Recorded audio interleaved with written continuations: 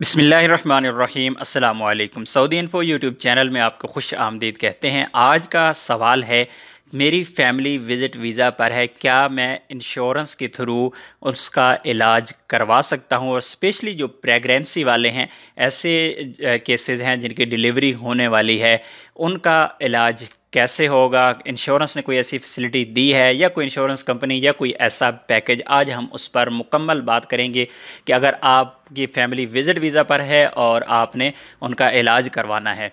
तो सबसे पहले मैं आप लोगों को पहली चीज़ वाज़ह कर दूं कि जो इंश्योरेंस आप लोगों के पास ऑलरेडी मौजूद है, जो वीज़ा एक्सटेंड करने के लिए इस्तेमाल होती है, ये इंश्योरेंस आपके किसी काम नहीं आने वाली।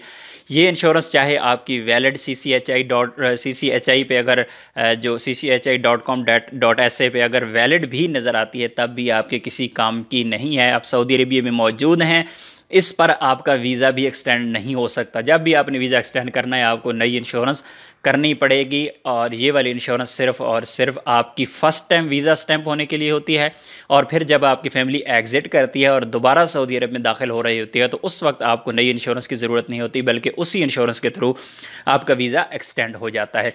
अब ये आते हैं दूसरी इंश्योरेंस की तरफ। तो इलाज के लिए इंश्योरेंस कौन सी इस्तेमाल होगी? तो जितनी भी इंश्योरेंस कंपनीज़ हैं, आपको विज़िट वीज़ा वालों को किसी किस्म की कोई इंश्योरेंस नहीं देती जो आपके इलाज के काम आए। लेकिन कुछ हॉस्पिटल्स हैं जो इंश्योरेंस देते हैं, वो अपनी एक उनको इंश्योरेंस होती है, पॉलिसी होती है, एक कार्ड आपको बना कर देते हैं और वो उसी हॉस्पिटल में ही इस्तेमाल होता है। उस कार्ड की कीमत मुख्तलिफ होती है, कई हॉस्पिटल 250 रियाल का, कई हॉस्पिटल 300, 500 और 700 इस तरह, क्योंकि हॉस्पिटल के हिसाब से कि हॉस्पिटल की कैटेगरी कौन सी है, तो उस हिसाब से एक आपको कार्ड मिलता है। उस कार्ड की भी कुछ लिमिटेशंस होती हैं। वो कार्ड आपका इस्तेमाल होता है 8 बार, यानी आपने अगर विज़िट करना है 8 बार डॉक्टर को, तो वो कार्ड आपका ख़त्म हो जाता है। और उसकी जो वैलिडिटी होती है वो ही होती है 1 साल की। 1 साल के अंदर आप 8 बार हॉस्पिटल विज़िट कर सकते हैं। उसमें आपको डॉक्टर की फ़ीस पे नहीं करना पड़ती।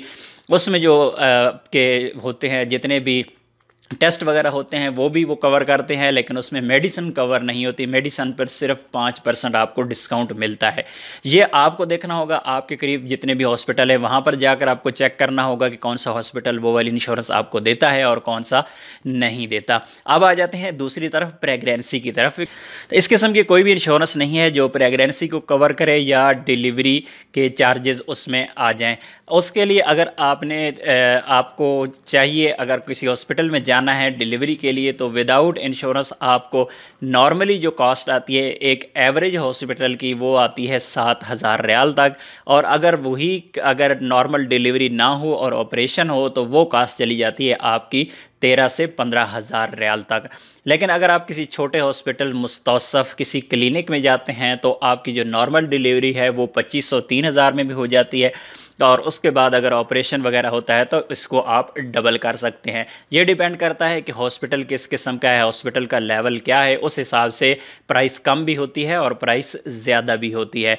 तो अगर आप लोगों का किसी का भी कोई एक्सपीरियंस है इंश्योरेंस के हवाले से, और इस हवाले से स्पेशली प्रेगनेंसी के हवाले से, कि अगर कोई भी ऐसी इंश्योरेंस जो कवर करती है, या कोई भी ऐसा तरीका जिसमें मिनिमम प्राइस में जाके लोगों का काम हो जाए, तो प्लीज़ आप कमेंट में ज़रूर लिखिएगा, क्योंकि लोग इस तरह के मसाइल का सामना लोगों को बहुत ज़्यादा है, क्योंकि अभी ट्रैवल नहीं कर रहे, मौजूदा हालात में ट्रैवलिंग नहीं हो रही, और इस वजह से लोगों की मजबूरी है कि डिलीवरी यहीं पर होना है। तो इस वजह से परेशानी है लोगों को। ज़रूर कमेंट में अपना एक्सपीरियंस शेयर कीजिएगा। आपका एक्सपीरियंस अच्छा है या बुरा है, कोई भी चीज़ आप शेयर करना चाहते हैं तो कमेंट में जाके ज़रूर शेयर कीजिएगा।